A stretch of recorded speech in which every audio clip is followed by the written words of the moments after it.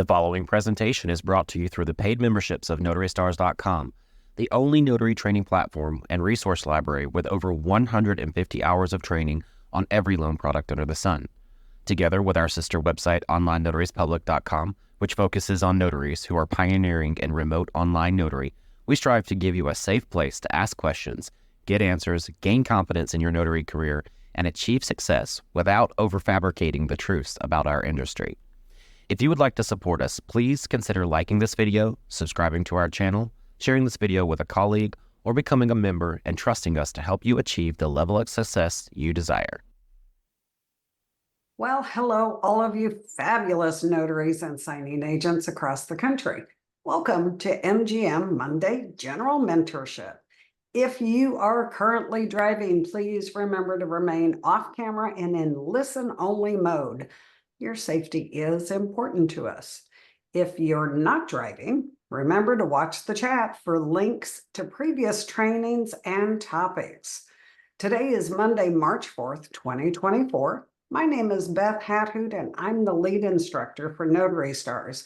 I have with me tonight, as always, two awesome co-hosts, Mr. Ronnie Mickle, the founder and co-owner of Notary Stars, Unlimited Ink Notary, and Online Notaries Public.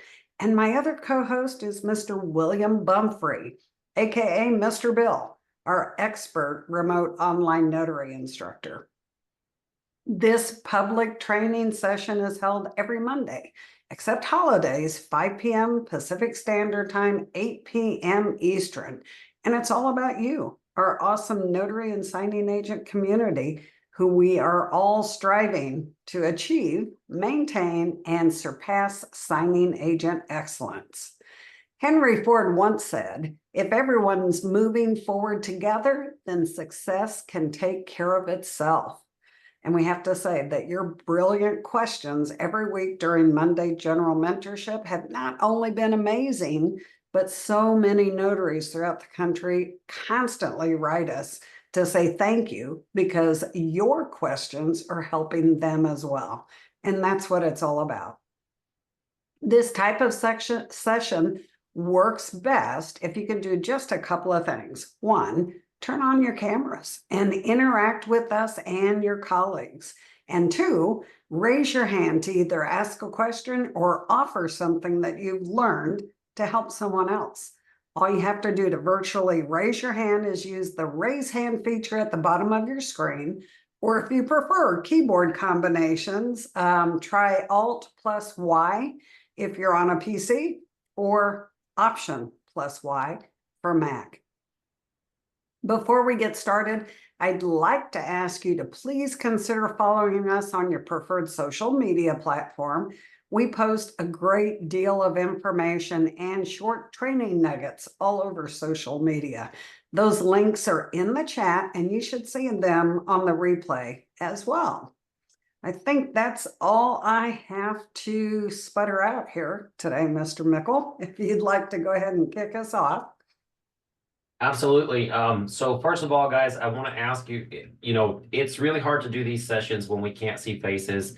If you're not naked, please turn on your cameras. It gives us something to play off of. We can see your head shaking. No, I don't agree with that. Or can you elaborate on that more? It really makes these sessions easier to do. The next thing that I want to point out is we have a few tickets left for the Arizona. If you're going to be in Arizona on March 23rd, I do want to say that we would love to see you. We have a few tickets left, and I'll post it in the chat right now. We are doing a party bus with the Notary Stars and the Unlimited Ink Notaries. If you happen to be in Arizona on March 23rd, we are not doing any training that day. We are just going to party. So we would love to see you on that bus. It won't be a short bus. Don't worry. Get it? 50 people on one bus? Okay, got it. Other than that, I want to point out to you, there will be something changing about these sessions.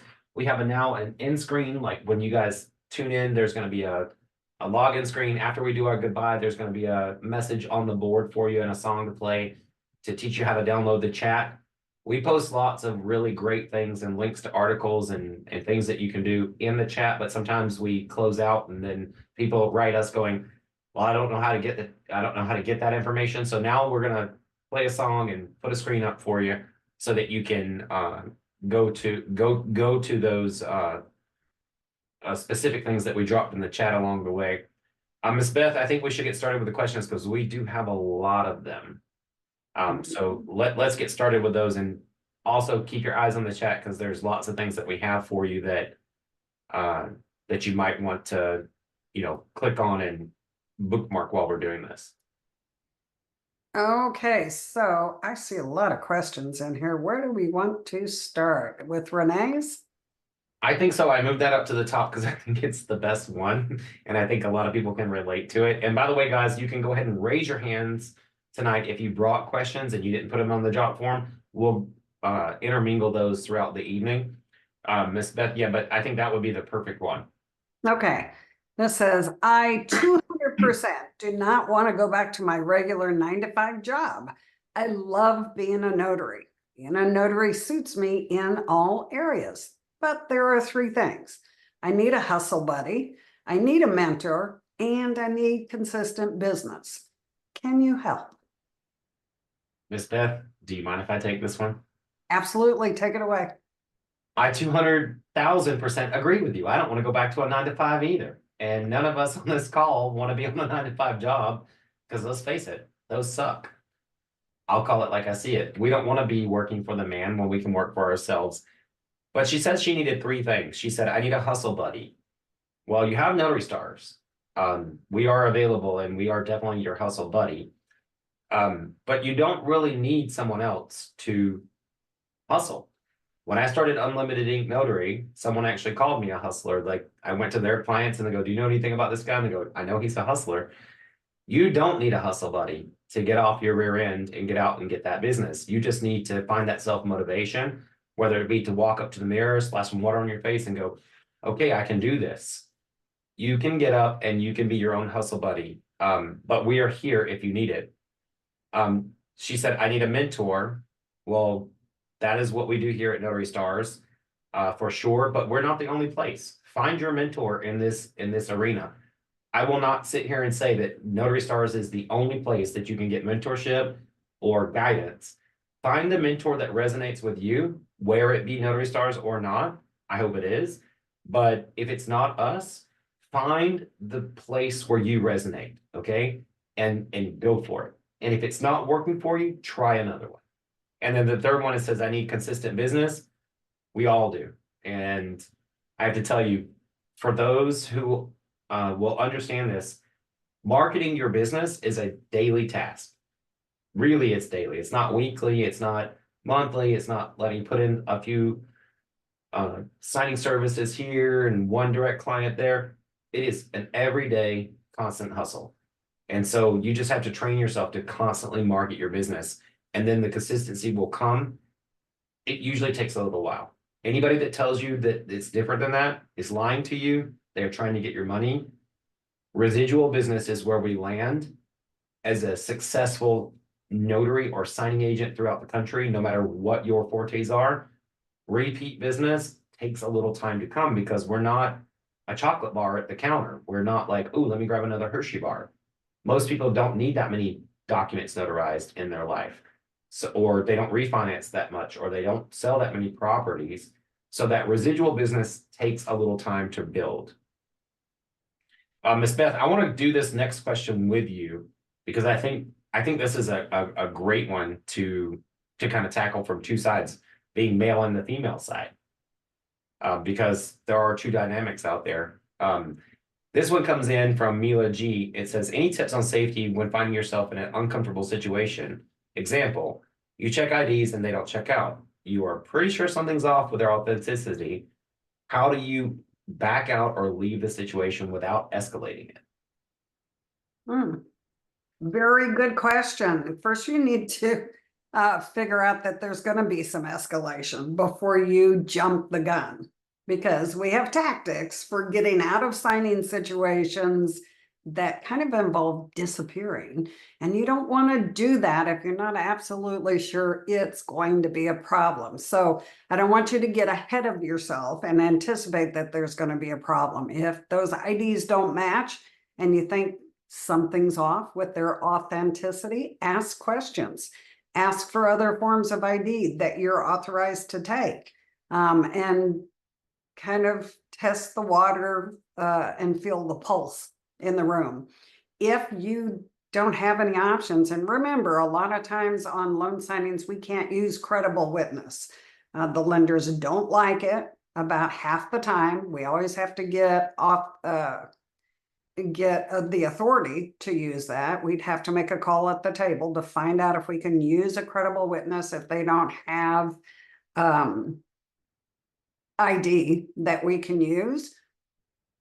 But before you even go there, you might just decide, if things are getting testy, that you're not even going to suggest that and just say, I cannot move forward without proper ID. If things do get out of hand, just let them know, okay, let me step outside for a minute and make a phone call and see what solutions my hiring party has. The minute you step outside of that house or Starbucks or wherever you are, you simply get in your car and drive away. That's my suggestion. Ronnie, what do you think? Oh, you're on mute.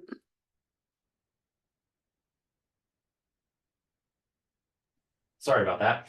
Let's take this further down the road, just a little bit. Let's say we know we're in a bad situation, okay? First of all, you got to remain calm.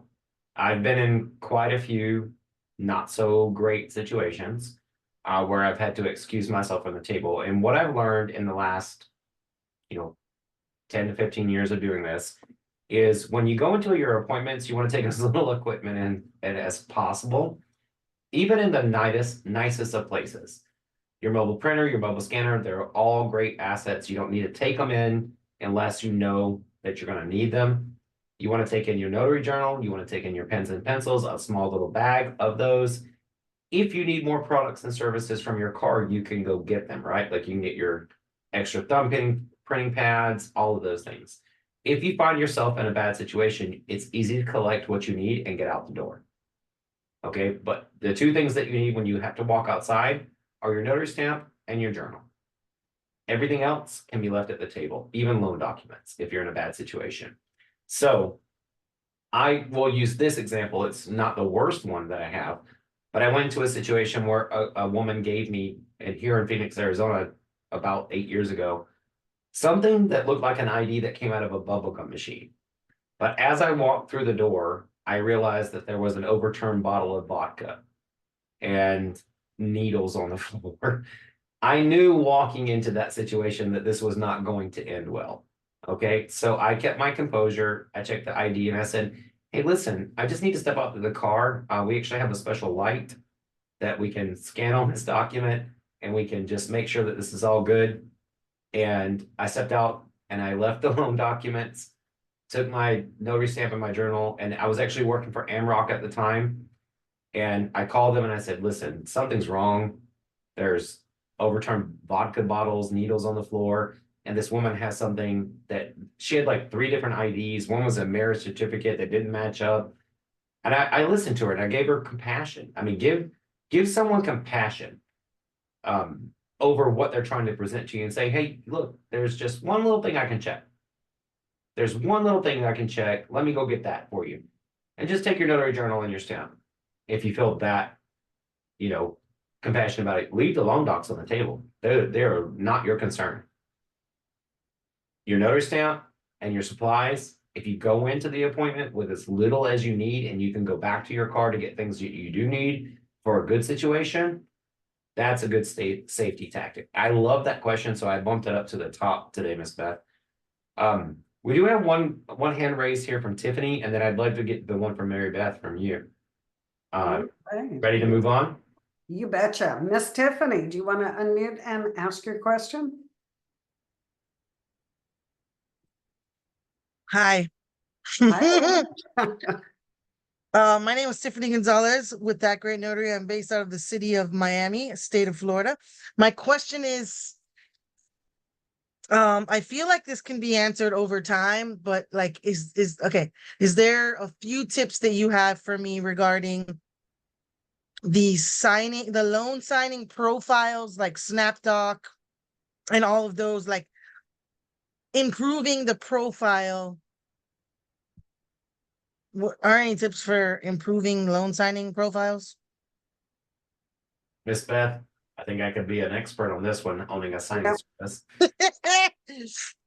It's Absolutely.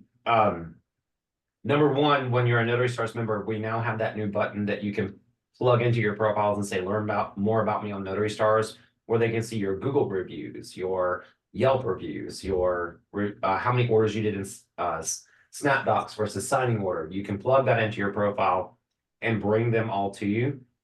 When you're writing your profile, don't say things like, and if you guys took a course that told you to do this, I'm going to tell you why not to do it. Don't say things like, I never miss a date, initial, a signature, or whatever, because guess what? You're going to. And now you've pegged yourself for all the notaries who say that tick someone off. So you want to be honest in your profile. If you're on SnapDocs and you've done 600 or 700 on signing order, say, hey, I've done this many on another profile. At Notary Stars, our profiles now allow you to like plug all of that together, and we have a whole video in the dashboard for you on how to do it. You've got to be honest in your profiles and let people know how far you're willing to go, what you're doing.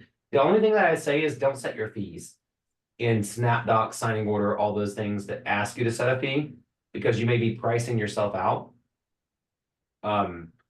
Leave them blank, because signing services are just going to send them out at the fee that they offer, and they may negotiate, which you can usually do on the platforms, but just leave the prices blank, get the good content in, and put all the training you take. No matter what you take, if they don't have a button for it, find a way to add it, put it in your profile, let them know where they can find more information about you.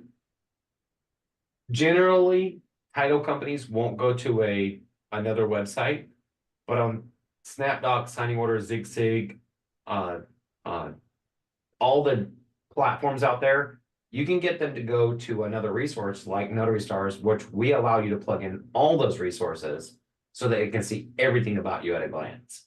So you want to be honest and then give them a way to find out more about you in your profile. But don't lie. Don't say I'll never miss anything. Don't say I'm open 24/7. Be honest with people. I hire people who say I only work 4 to 8 and I've trained my butt off so that I don't have to run back to appointments in the morning. I hire those people. You can be a part-time agent or a full-time agent, but you need to be honest with the people that are going to hire you. I have a couple of comments on that too, if you don't mind. Absolutely. Try to avoid the typical resume buzzwords, okay? Don't say that you're efficient, that you're detail-oriented, that you're OCD to a fault. Those kinds of things have been used to death. Just avoid that kind of language in your profiles. Try to keep it a lighter read, a short read, and maybe even add some clean humor to it. Make it something people want to read. If you start out sounding like the 100 other notaries that came before you, they're just going to say, the same old thing, same old thing. So add some humor, keep it light, avoid the buzzwords, and don't sell yourself short. Lean on your training. If you're new to this, definitely lean on your training. If they know that you've, like he said, like Ronnie said, you've trained your butt off, they're going to give you a chance. So that's my 2 cents. Yeah, and Miss Beth, I think this is the perfect time for us to honor Miss Carol from Notary to Pro. If you guys don't remember, I know a lot of people here do, but for those new to the industry, if you don't remember Carol Ray, she is the grandmother of all trainers and notaries throughout the country. She's gone rounds with the NNA. She recently passed 2 years ago. I have to say, she said it most beautifully. It's not the mistakes that we make that people remember, it's how quickly we remedy them. Put that in your profile. let people know that if you make a mistake, that you are going to fix it very quickly and that you take it as seriously as they do. They're going to appreciate that more than I never miss anything. If you hear the difference between those two tones, you're in the right place. If you don't, keep listening because maybe we'll resonate with you. Because I promise Miss Carol that we'll take her notary wisdom into the next generation. Miss Beth, I think this next question is for you, and I'd love to get to that one because I want to see what you had to say about this. This is from Mary Beth. It says, how can we let lenders know to leave enough room for our stamps and also not put the word seal right in the middle of the space where we're supposed to stamp? That's a problem for the last 100 years, everybody. It is not going to change. They are not going to listen to us. I would love to start a campaign to remove the word seal from my notary space, the only space left on my certificate. I just don't think it's a fight you want to take up. It's not going to happen, guys. Ronnie, what do you think? Real quickly, because I want to keep it ushering along. Absolutely, we're never going to be able to dictate to lenders because they have, I guess, like 12 attorneys on every lender team, 30 that are writing these documents. But I do want to say this about the word seal. There is a course out there that says stamp wherever you see the word seal. You can't. Okay, you can only stamp at or near a notarial certificate. A signature, your signature. Yeah. So you cannot just stamp where you see the word seal, which a lot of notes say seal, which is an old-timey word for sign here. So just be careful with that, but we're never going to change it. Beth was right. I mean, we're up against all the attorneys and underwriters in the world that say that we have to do certain things. So we're gonna just do our job as notaries, and maybe one day a notary will win the Powerball or the Mega Millions when it's like at $500 million. They will go out and they will advocate for us to remove that. But anything short of that, it's never going to change. Yeah, MH makes a comment in the chat. He said a tiny stamp is an option, and that's true. If you're in California, you can have, in some other states, you can have multiple stamps, and they dictate how large and how tiny those stamps can be. If you're in Arizona, we're stuck with the standard. We can have one stamp at a time and one size only. So for an Arizona and a few other states, that's not going to be an option. But if you are in another state, you might be able to purchase a tiny stamp. Another thing that you can do too, guys, is that it is not unlawful to turn your stamp if you use a rectangle stamp, not a round one. That's not going to help you. But a rectangle stamp can be turned vertically. And as long as you're inside of the margins, you can probably squeeze it in that way, or that might be another option for you as well.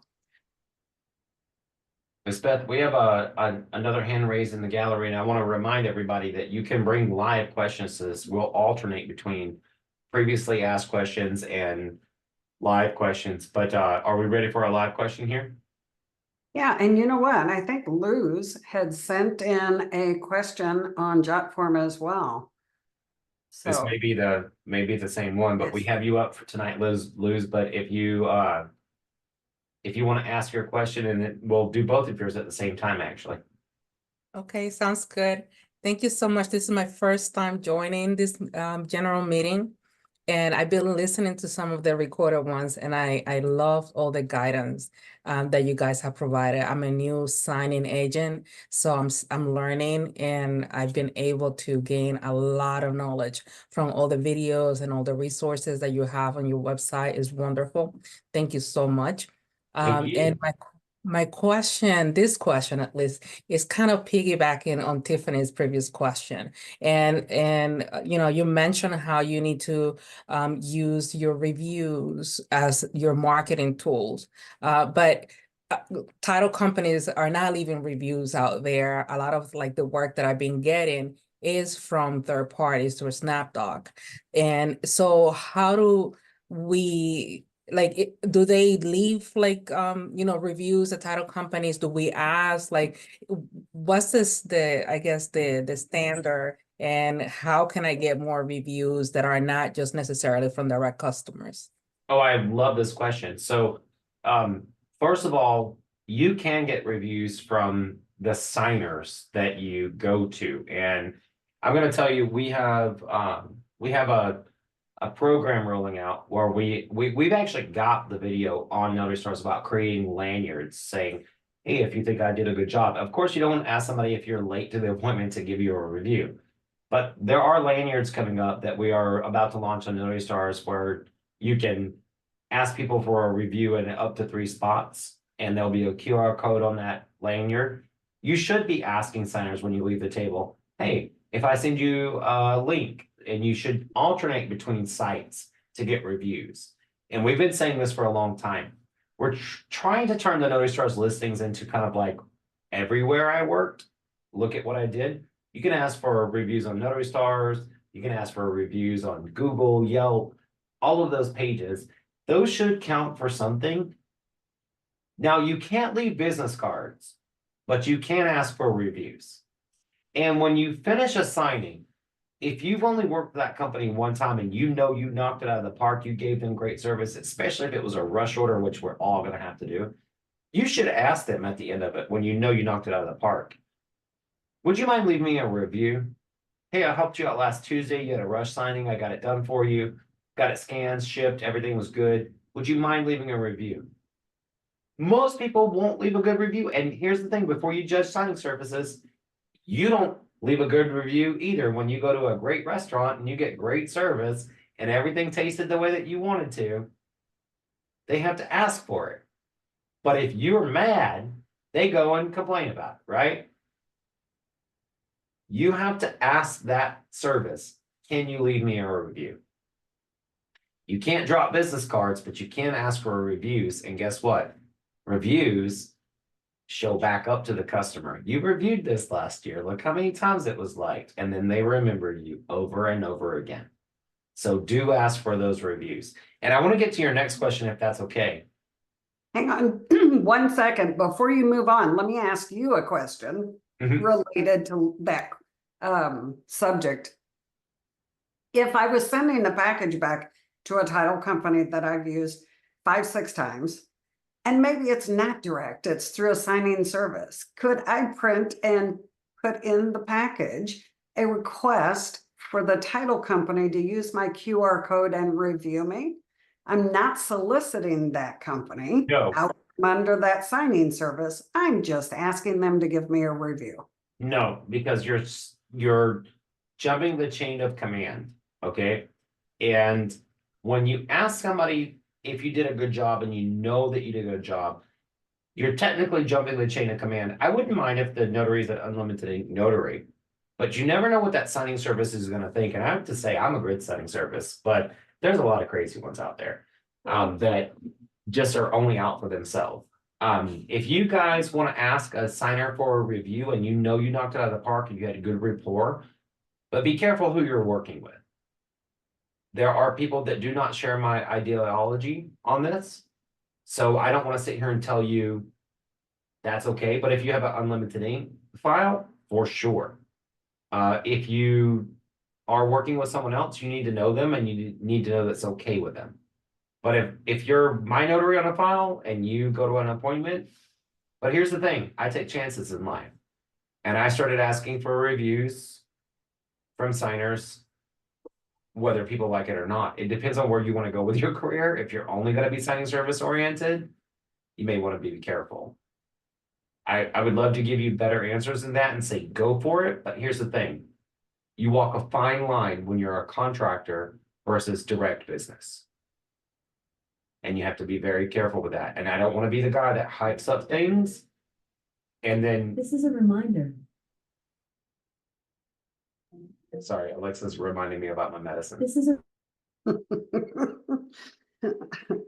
Okay, so I don't want to be the guy that hypes up things and doesn't tell you the truth about what the repercussions are. There are some signing services that will take offense to that or say that you overstepped your boundaries. But I think everyone needs a review. So if you know you knocked it out of the park and the signers are like, oh, I wish you would come over next Friday and let's hang out. Be like, I know something better. You can leave me a review. And I've done that in the past. Use those moments of opportunity not to get free grapefruits like we get in Arizona off the citrus trees here, or free oranges or free lemons, or wherever you are. Some people give you chicken eggs, or people will give you whatever. Yeah. Use those opportunities to actually capture a review. Okay, so Luz's other question, Ronnie, Mhm. was sent in over jot form, and I think it's for Mr. Bumfrey.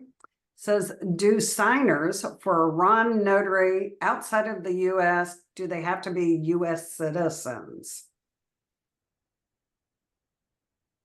Mr. Bill? There we go. I didn't have myself unmuted. So the short answer, no, is that you can have people that are not US citizens that do a signing, because you could always sign someone that's a green card holder and they wouldn't necessarily have a citizenship, but they may have lived here for 20 years, 30 years. So the citizenship itself doesn't really matter so much. Now, for most of the states, they have to go through what's called KBA, which is a knowledge-based assessment. And that KBA is based off of usually the last four of their social, their date of birth, their address, and then they do a soft credit pull, and they look at the DMV records to find those questions to ask them. So usually you do need to have the social security number. That being said, there are states that have biometrics that don't require you to have a social at all, or anything like that. As long as you can biometrically pass through the ID verification, it'll work. Now, last thing about the biometrics, you want to make sure that the receiving party will accept biometrics as a means of identifying somebody. For instance, most escrows will not take a biometrics. They don't want biometrics. They want to see that the person went through the KBA. Now, is it foolproof?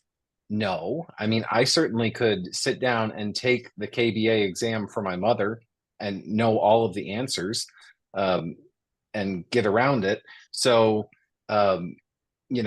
it's not a perfect world. I think that the biometrics is a little better in some instances, but not all the states are on board with that. So no, they do not have to be US citizens. And then Bill, I just want to point out that under the Notary Stars umbrella, you go over all of this in our Ron training, which is already on there, and on online Notaries Public. We have select training that we filter over to that site. So if you are a Ron notary, you want to connect with Bill, who is an expert in remote online notarization.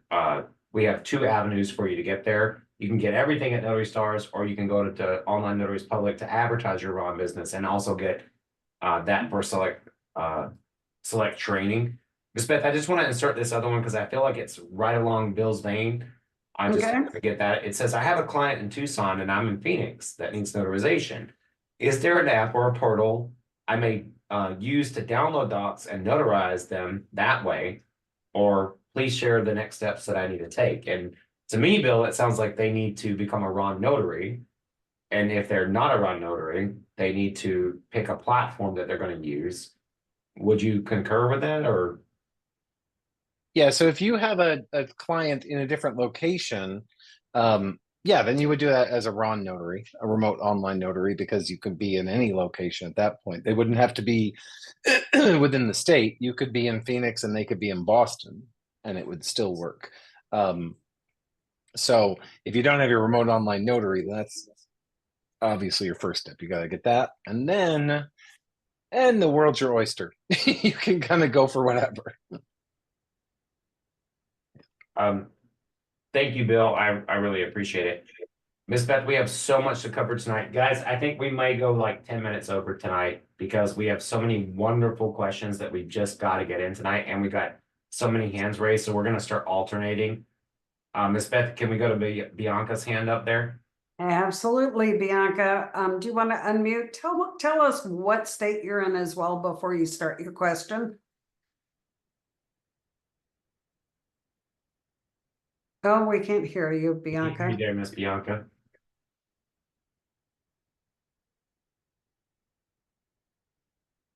Still nothing. It looks like you're unmuted. You may not have your. Miss Bianca, if you want to put it in the chat, I'll definitely look for that. We'll move on to Miss Ilan, and then I'll look for your information in the chat, and we'll come right back to your question. Just leave your hand raised there. Hey, Cookie. There you go. Hi, can you hear me? Yep. Yeah. Okay, so this might be for Bill, but when I started my notary last year, I did everything, which I wish I didn't, like do notary and then loan signing, and I joined up for Ron.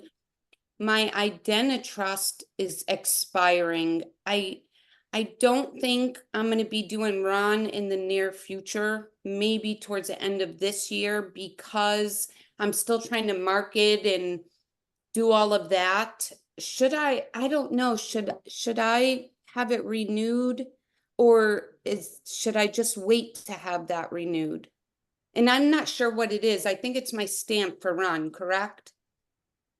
Your IdenTrust?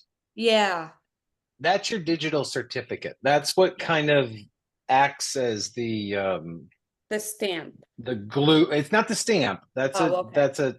That's a digital stamp. The digital certificate is kind of the code underneath or behind, tucked in the actual document. So when you do a remote online notarization, let's assume that they're signing everything digitally. It would be no different than you and I getting on, say, a DocuSign kind of thing. But then when it encrypts it or it digitally closes it, your code for your signature and stamp kind of get locked in there behind the encryption. Okay. So that's what a digital certificate kind of functions like. Now, if you don't need it yet, don't get it. If you're not going to use it right away, don't get it, because it's not like you're going to get any kind of, they don't have sales. They don't give you discounts. You know, they don't Okay, change dramatically. okay, So that's what I was wondering, Yeah. because I'm still trying to focus on like my website, and I just joined marketing and just did a Google business page tonight and trying to get that verified. So I think I can't handle Ron too and try to work. So, right. And it's okay. it's Okay, so definitely it's one of okay. those things, if you're newer, if you're a newer notary anyways, kind of focus on getting that aspect down, because now when you add Ron to it, now you're adding a whole new realm of stuff on top of it, because now not Right. only are you a notary looking for all of the blanks and the signatures and the stamps, you're also an IT person, because you are going to have people of all different abilities, and you're Okay. going to have to explain all these things. So if you're not quite there yet, just Good. put it on the back burner. It's not going to hurt. Okay, awesome. Thank you. Yeah.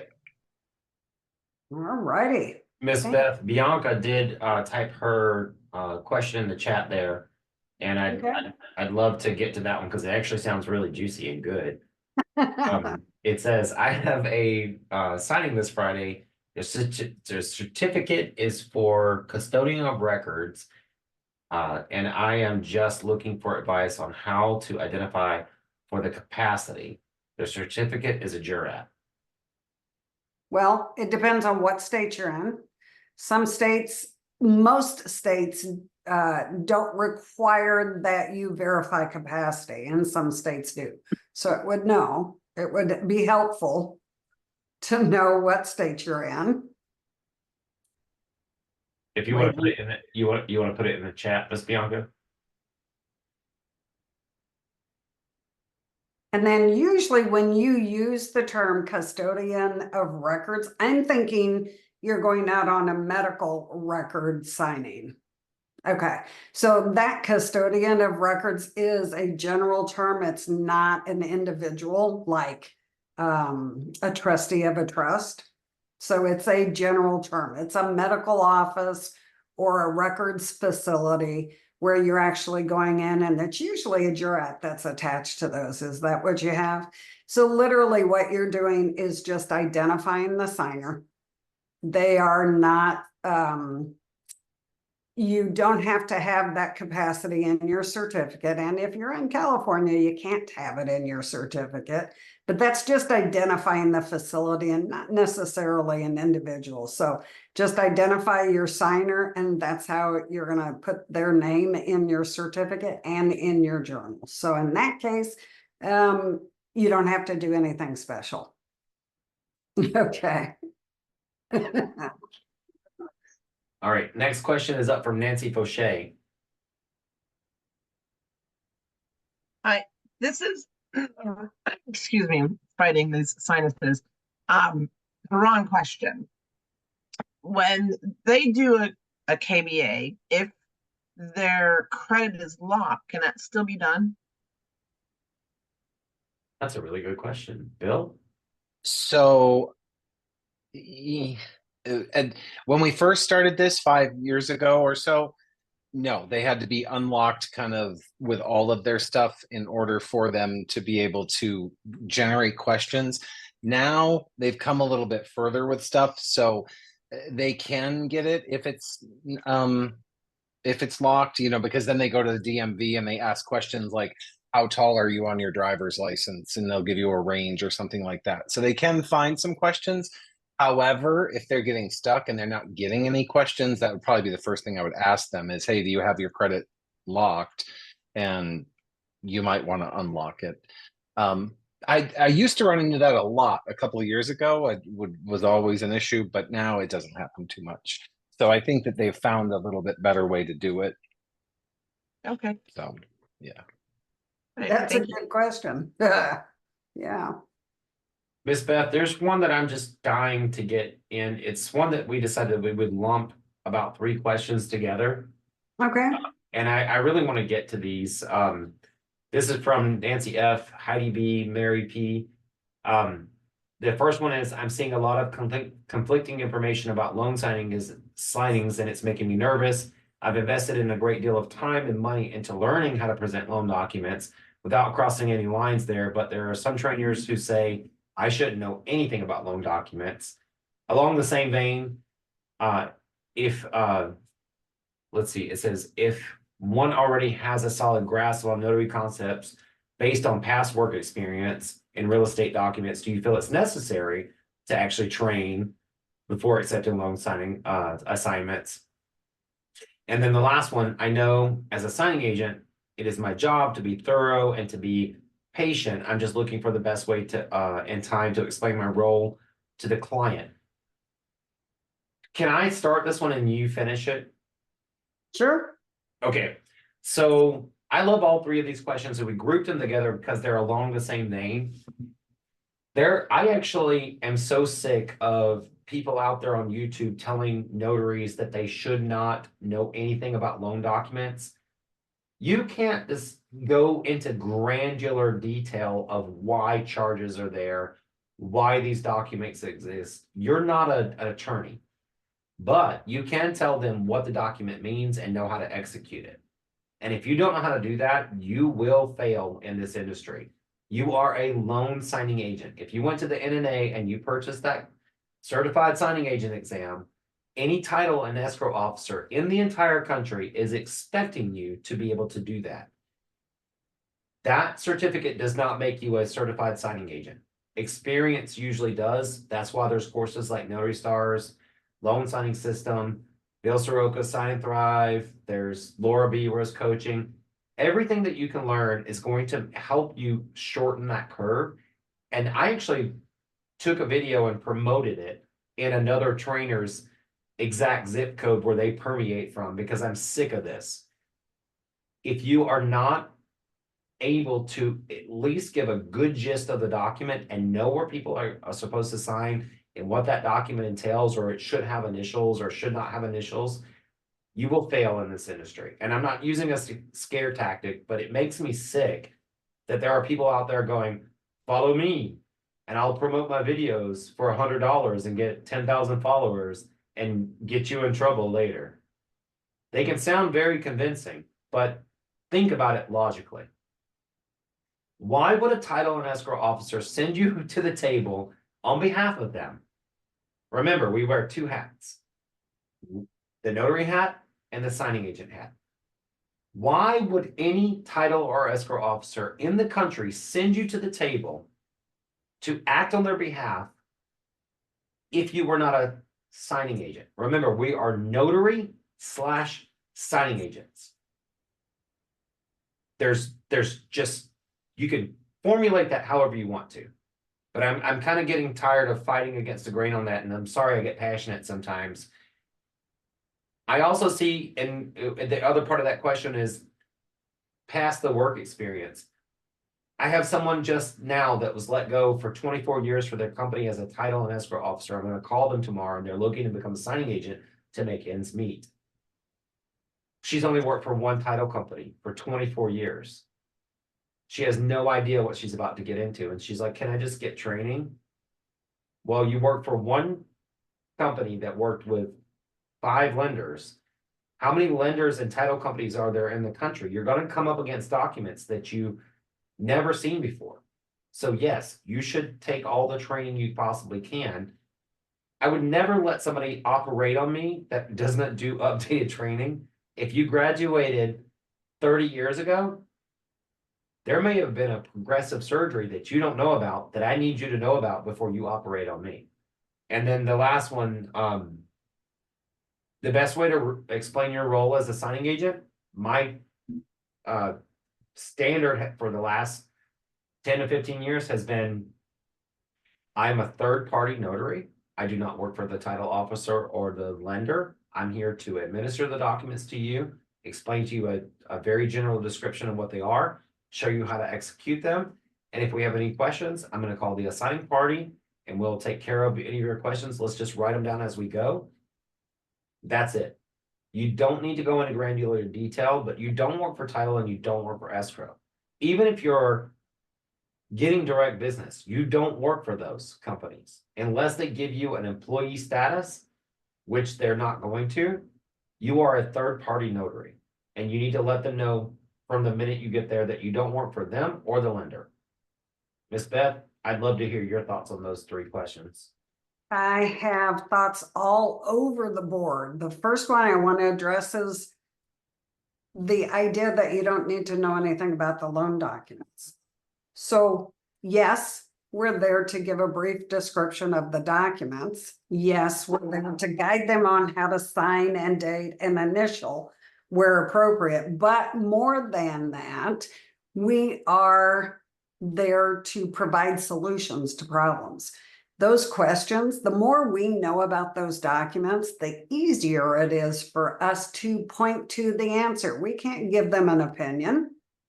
We can't make something up, but we can sure answer 99.9% of their questions by knowing where that information is in the documents.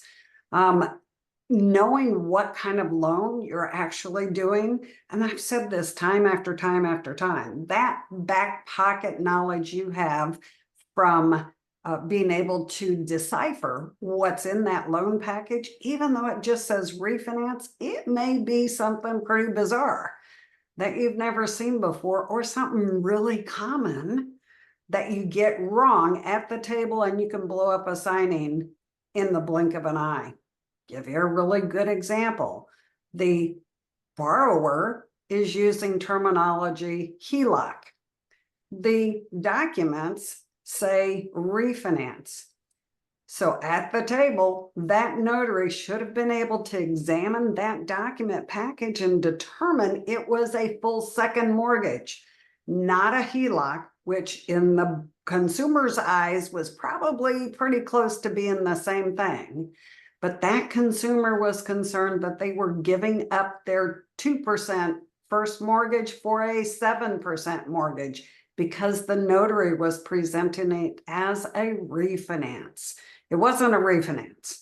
That's what the document said, but they're refinancing to capture equity under a second mortgage. Because it didn't say HELOC anywhere on the papers, she couldn't even point to information on that in that document package to quell the fears of the signer that they actually were not refinancing their first mortgage. They were adding a second mortgage. And I'm telling you, that's crucial. She walked out of that signing because they couldn't get a hold of the lender. It was a late evening signing. She walked out of there without having those documents signed because the borrower was convinced he was refinancing his first mortgage, and he was not. And it would have been really easy to point that out in the documents.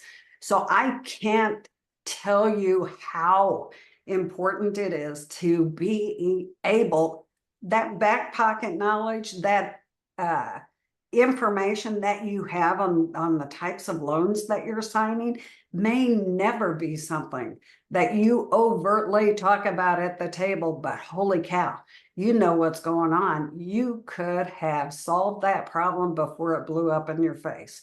That notary walked away with a trip and a print fee, and that borrower was really unhappy that they ended up not signing their documents, which was everything that they thought it should have been. It was just presented wrong. Does that make sense? I think it does. Yeah. So if from my point of view, and I was in title and escrow, guys, from my point of view, I would rather have a notary that understands that really deep information on those documents, just so that they can avoid a train wreck at the table. And so for those people who say you don't need to know anything about the loan documents, you'll be fine. You won't be great. You won't make any great strides in your career. That's all I have to say. I'm not going to say you're wrong. I'm just saying you'll be okay, but it's not going to be great. Okay. As far as representing yourself, the other question that Mary had, how do you represent yourself? Ronnie's right. You are absolutely a third-party vendor. You need to make that clear when you sit down at the table, but you also need to make sure that they know you're very experienced, either through education or practical field experience, whichever that is. You're very experienced in the loan signing process, and you can successfully guide them through this signing. Answer any questions by finding those answers or making a phone call if necessary. Don't sell yourself short at the table. You don't say, oh, I'm just the notary. That's what we've been doing for decades. And that's what got us into this underdog position. You got to stop that. You are a very important piece to this puzzle, and often the only face that signer ever sees. I am demanding that you do an Instagram live tonight after the session, because that was awesome. You said it better than I could. I'm going to steal your words if you don't do it. There you go. Clip it and run it. Miss Beth, Dolores here, which you notified me of earlier. And Delora, I'm very sorry that we're just getting to it. Before you come on, I just want to remind, because I thought we were at our height and now we have more people. If you're an Arizona notary, March 23rd, we are getting together on a party bus. I'm going to post it into the... Oh, you muted yourself again. I just realized when I hit enter, it does that. So I just click the send into the chat. If you're going to be in Arizona, we are doing a party bus, no training whatsoever. I'm tired of training. We do it 5 days a week here at Notary Stars, sometimes 2 to 3 times a day. We're going to be getting drunk and having fun, and there's a stripper pole. No. Nobody's getting on it, but we might hang like prizes on it. But we're going to have fun because we're going to get people together. But with that said, we have Delora here. And guys, we still have many brilliant questions to go over, but we want to make sure you know about Miss Delora. Miss Delora, are you ready? Hi guys. Ronnie, you look nice today. Well, Changed up your hair a little bit. Yeah, what do I you didn't think change the about hair it? at all. I changed the face. Exactly. Yeah, the goatee thing going This is on the here. first time in my life I've ever worn a goatee. Okay, well, I noticed. I Looks think good. he looks kind of great Yeah. Gatsby tonight, don't you think? A little Yeah. Gatsby. All right, guys. So I'm a little laid back. I have been working nonstop today, and I just finally sat down to get some dinner. So I've been hanging out listening to all these in-depth questions, but I just wanted to pop on and introduce myself. I'm Delora, and I have partnered with Ronnie and Beth to help you guys with health insurance coverage that's made specifically for self-employed people or 1099 contracted people like yourselves, where you can't get insurance anywhere else, or there's not a whole lot of options in the US. That's just terrible, but that's the truth. So I help you guys find what options you do have, and there are plans that are specifically made for self-employed people, and that's who I mainly work with. So I can help you with a plan like that. Sometimes it's more affordable than what you're used to seeing. Sometimes coming from a group plan, you might have a little bit of sticker shock, but the benefits that you get as a self-employed person with the correct plan are much better than what you're used to seeing. So if you have any questions at all about your health insurance coverage, feel free to reach out and we'll talk about your options and see if there's a better one for you. And Miss Delora, I just want to let everybody know I posted in the chat how they can reach you. And you know, guys, as a business owner, I have to say it would really be crappy if I had to start over right now at 21 years old. I was 2 days off my father's insurance and ran up a $500,000 medical bill, which I had to file bankruptcy against. At 43 years old, I don't think I could handle that. And so I want to let you guys know that we brought Delora in. Sometimes her insurance premiums might be higher than you're expecting, but sometimes they may be better than what you can find in the marketplace. If you have, you know, a husband or a wife that goes to work and gets you wonderful health insurance, not for you. But if you're a small business owner and you don't have those options, we wanted to have someone that can actually get you health insurance year round versus having to wait for the marketplace to open. Because Mr. Delora, correct me if I'm wrong, that's only like October to like January, a certain date, and you can write health insurance plans all year long. Correct. So the marketplace typically is November 15th to January 15th.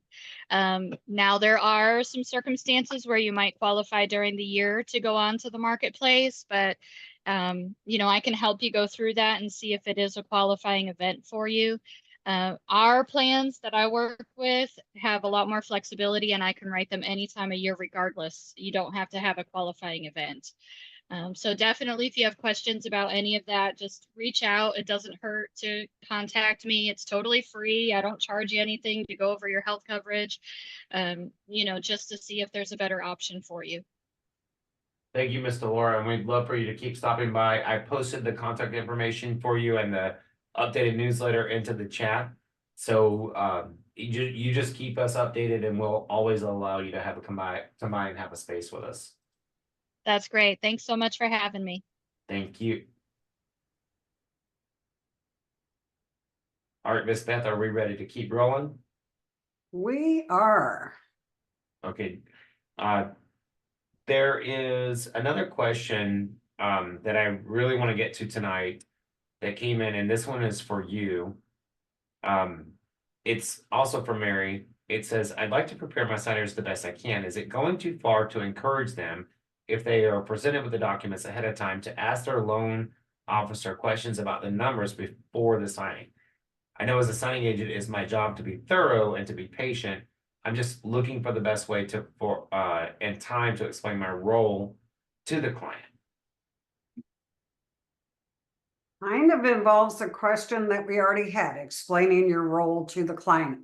And I'm not going to go into that again because we kind of touched on that. But you need to know that your signers are not going to see a full loan package before you get there. They will have ample time to go over the closing disclosure with their lender, and it by law should be done minimum of 3 days before we get to the signing appointment. So they should be very well aware of the terms of their loan. But beyond that, again, you've got a lot more laterality in your notary lane than you think. Because again, if you are familiar with the type of loan you're going to be presenting to them, then any questions they have, you're going to be able to dazzle them because you know where it is in the loan package. So even though you're presenting yourself as a third party contractor, third party to this whole loan process, you know your stuff, right? Hopefully. Miss Beth, I think we actually made it without going too far over. We're Yeah, at 3 7:03, minutes. and I think we got all the pressing questions, unless you see one more that we needed to ask for tonight. I don't think so. I think that wraps us up. We did good tonight. Can't believe it, but guys, keep the questions coming. We love a challenge. I do want to ask everybody to please turn on your cameras so that we can say our good nights for tonight. And I know you may be running around in your pajamas, putting the kids away, eating dinner, but unless you're absolutely naked, turn on those cameras and let's give our signature wave to ourselves if we come back and watch the replay, to the future notaries that are going to find us on YouTube and become part of this. And Miss Beth, how do we really say it here at Notary Stars? Well, many of you have heard this before. Many of you are new, so we're going to keep saying it.